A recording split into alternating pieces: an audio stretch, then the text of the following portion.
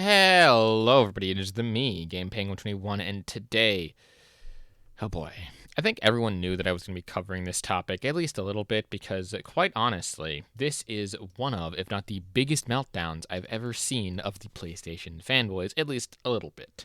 Now, again, there's a lot of meltdowns that happens from the PlayStation fanboy camp, but this one takes the cake because not only were they playing Twitter, they were not playing the majority of their games because, well, over the weekend, PSN went down.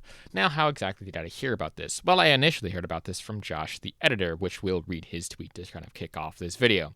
But what was the consensus here? The consensus here was that, well, they didn't have enough transparency, but there were still people trying to defend them not having their services be up for an entire day. This also rings true of certain other times when they had a network outage and they were actually having to pull it off for even more time where they were trying to solve the issue. This is bringing back flashbacks to some people, but again, we'll get into that when we get into that. Overall, I wanted to talk about this and then lead into the last bit of the video, which would be a Harmon Smith take on this, which I think would be hilarious to listen into. It's a smaller one, so it's not going to take up the majority of the video, so without further ado, let's get right into it. But before we get into the major parts of this video, if you like what it is that I do, want to support me in any other way, shape, or form other than like and subscribe, which is always enough, please feel free to hit all those links down in the description down below. Again, a like and subscribe is always good enough for me. Let's hit 1.5k by the end of the year. But now, on to Josh the editor. Now, Josh the editor does a lot of editing work for I think mainly the channel. If you know him, you know him. If you don't, you don't.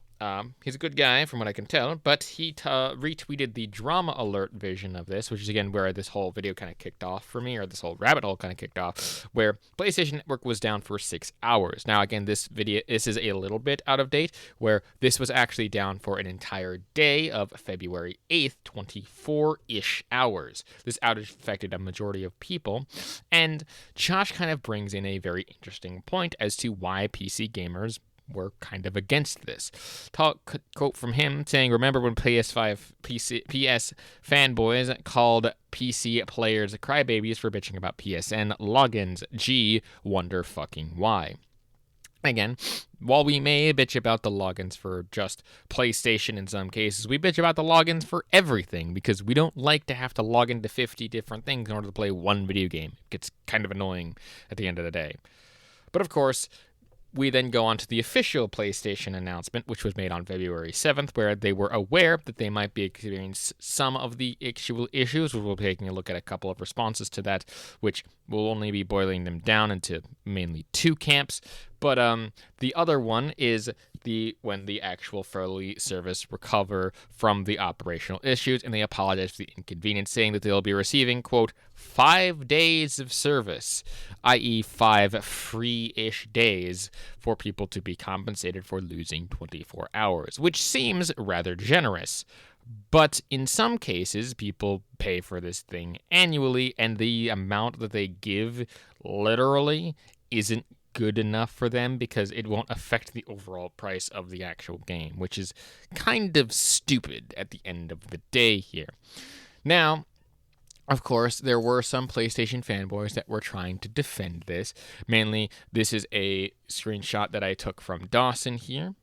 We're just going to zoom in, talking about how when the PSN goes down, it goes viral and nobody cares. And when Xbox goes down, that's the difference. Where he then proceeds to show a bunch of different articles about Xbox Live going down. I think that Dawson here kind of puts it the best, saying PlayStation fans say no one notices when Xbox Live is down, and then proceeds to show several articles on being down, on Xbox being down at the time, which is quite interesting because, again, I don't remember there being such a big hubbub about this in terms of when Xbox Live went down, from what I can see here, at least not on Twitter, or maybe I just don't remember this. Maybe I did cover it and I just completely forgot.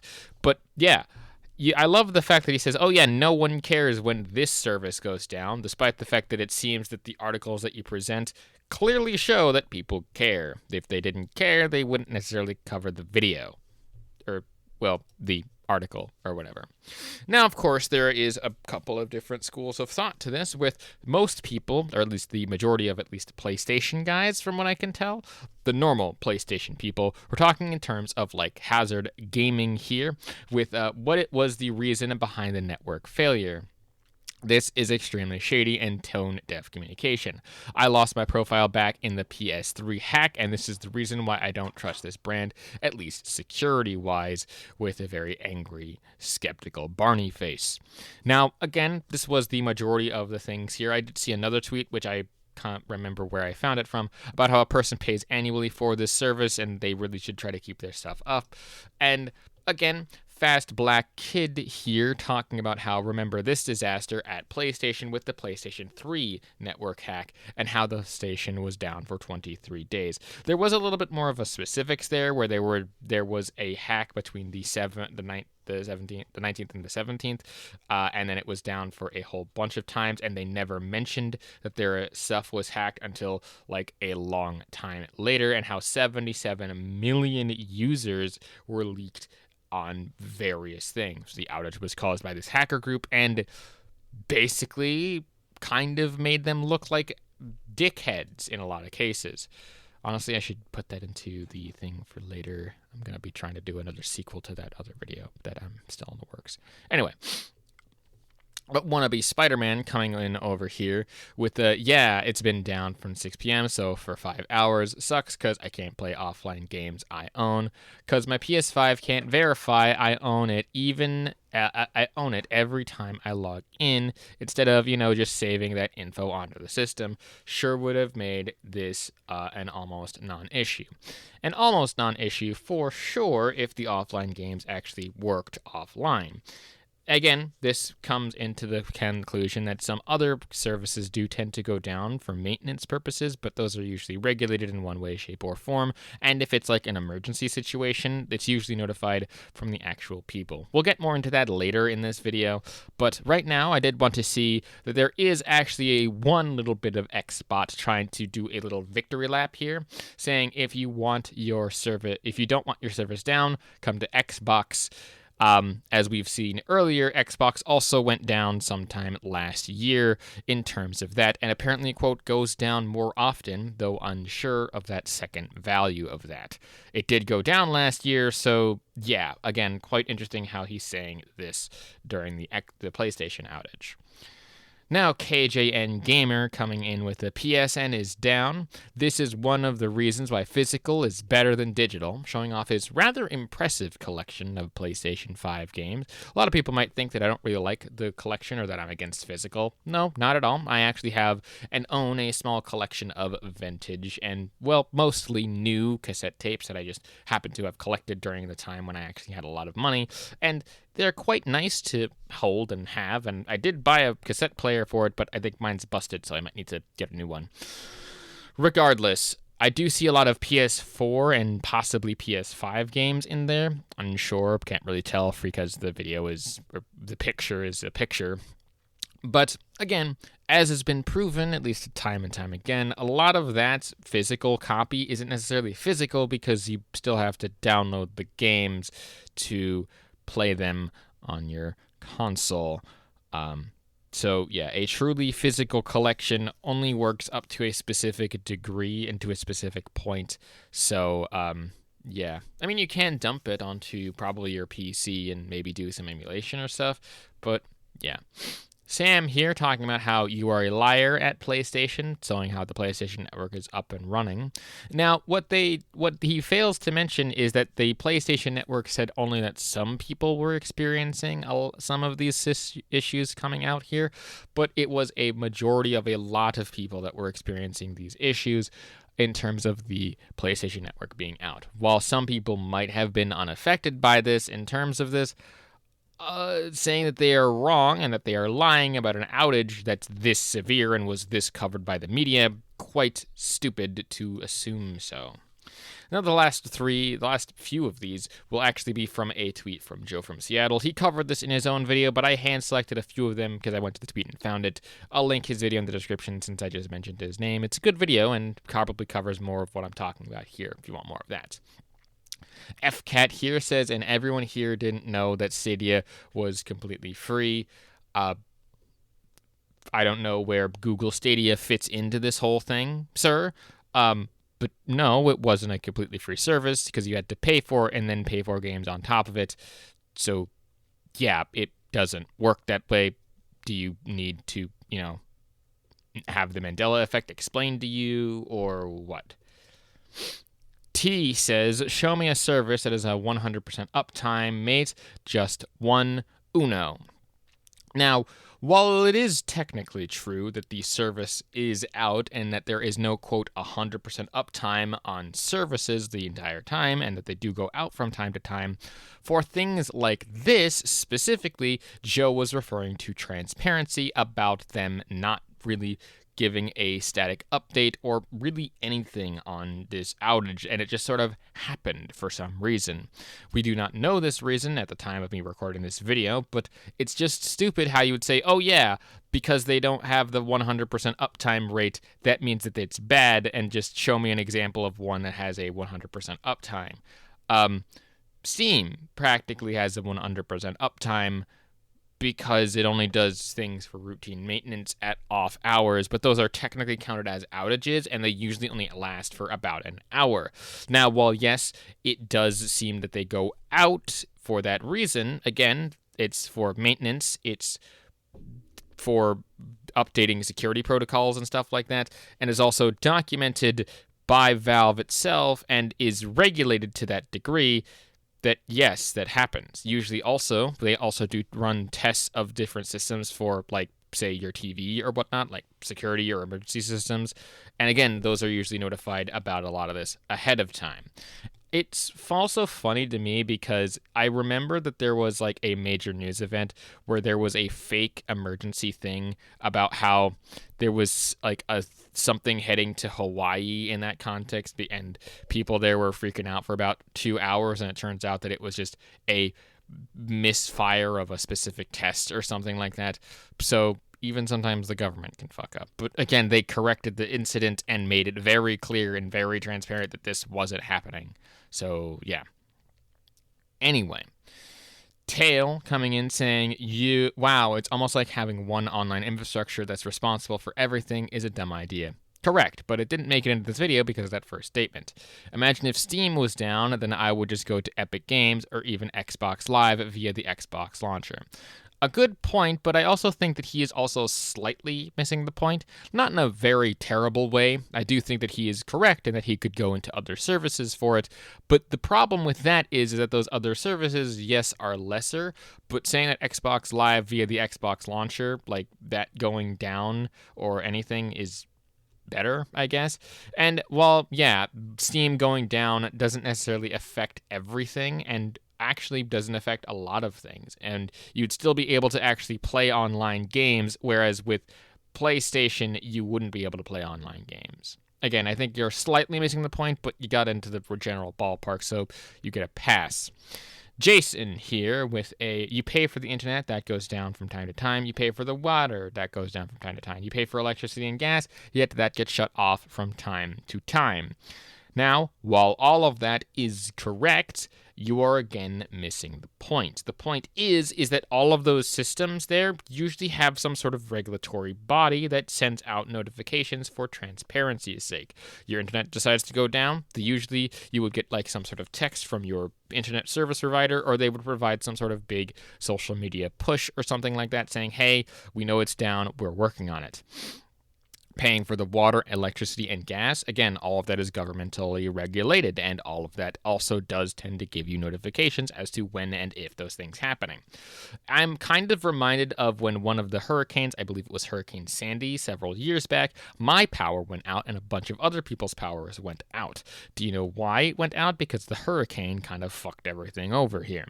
Now, again, while it is sucky that sort of stuff went out, and it went out unexpectedly, guess what the government did? They stepped in and provided full transparency as to when approximately people's hours would come back on.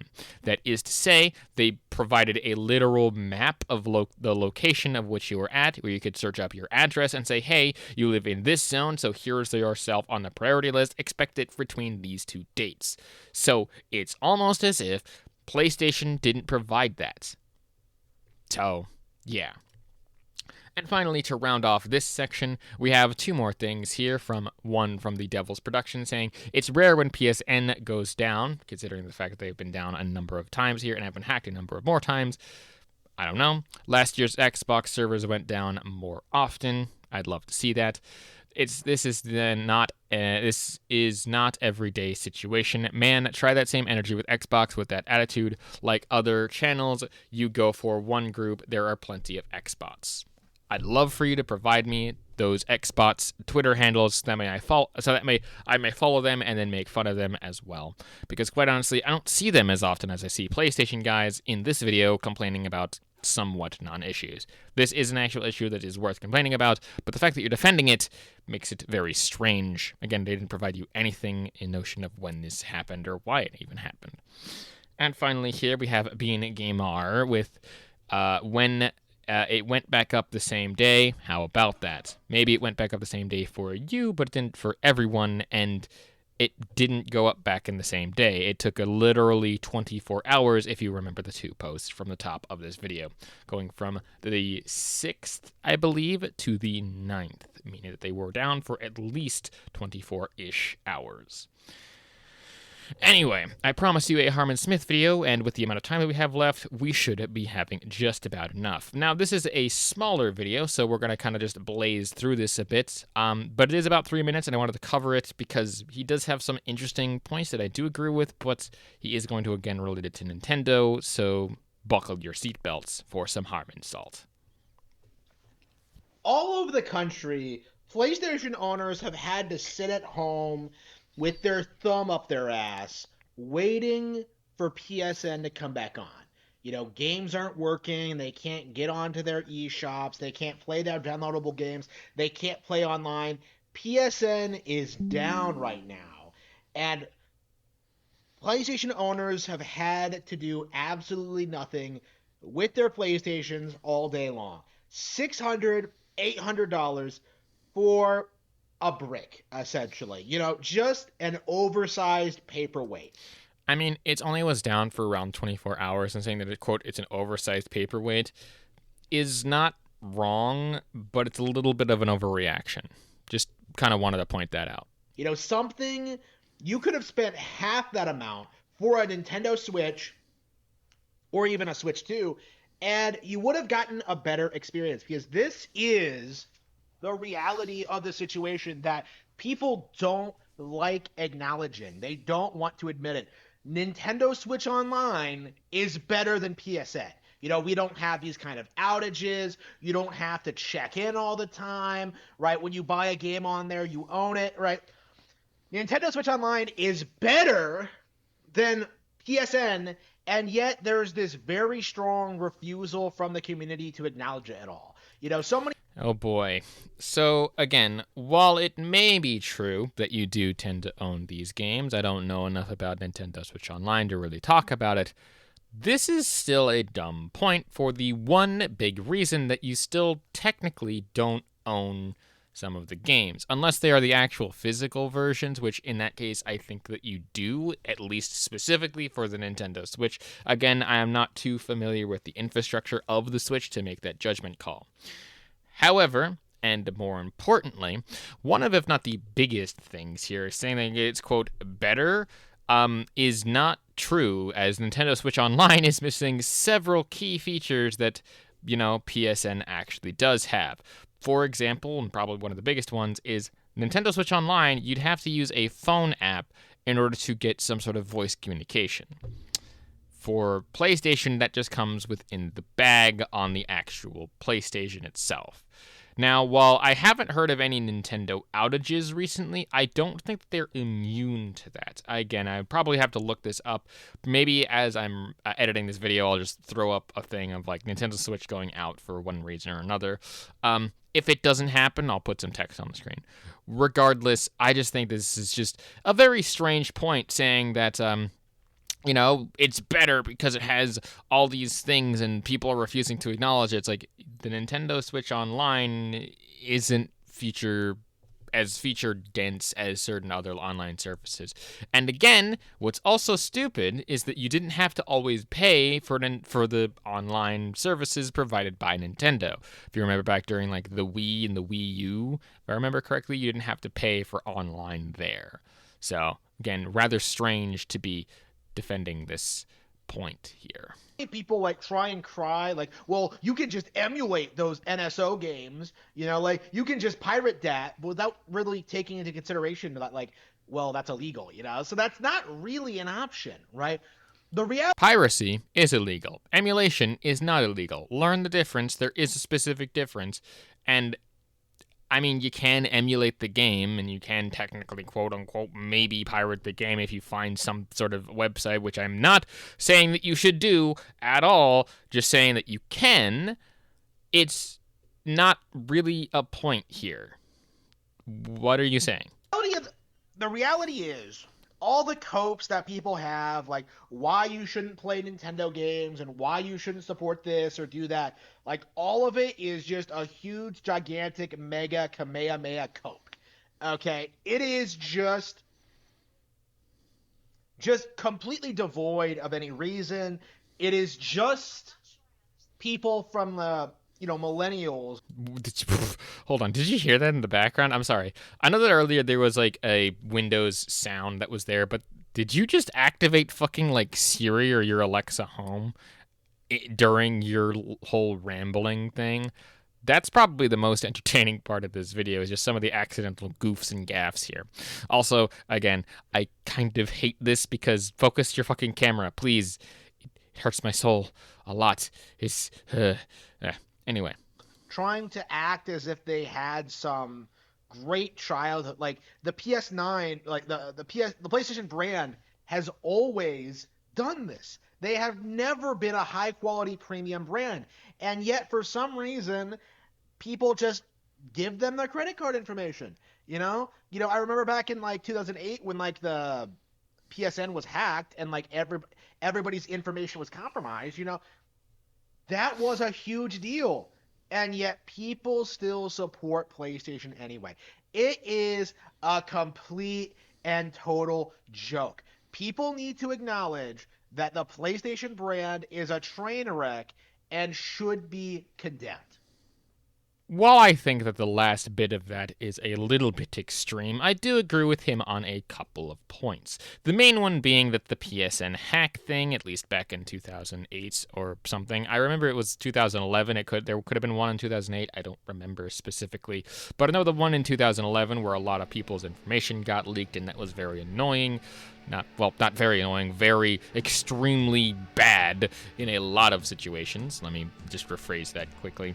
I don't think that the entirety of what he said is incorrect. I just think that the way that he worded it has always been kind of dumb to me, of how he can somehow take this and spin it into Nintendo good, Nintendo fantastic. Nintendo will always be God and King. Bow down to mighty Nintendo. But again, really nothing else to add there, just that I wanted to take a look at a Harmon video again, just as a kind of a palate cleanser, which, that so was. In any case, I think that'll about do it for this episode of I Rant Into This Microphone, which is starting to smell a little bit due to the fact that I haven't brushed my teeth in a couple days. If you want, that it is that I do want to support me in other ways, shape, or form, please hit that like, subscribe, and other places down below. If you also want to support me in other directions other than that, you can hit all the links in the description. Go also look for Joe from Seattle, as well as Josh Edits. Both of those guys are pretty decent content creators and are part of the same commentary space, and I'm fairly certain have also covered the situation if you want more information there. Regardless of that, thank you again so much for watching. My name is GamePango21, and a peace off. Hey man!